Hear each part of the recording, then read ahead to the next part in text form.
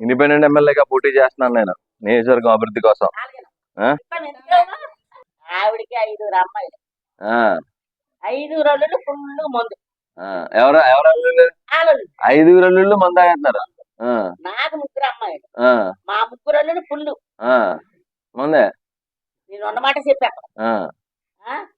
మరి ఆ పిల్లలు పెట్టుకుని పిల్లలకి అన్నారు కదా, ఆ పిల్లలు పెట్టుకుని వాళ్ళు కష్టపడి పిల్లలు పెంచుకుంటున్నారు.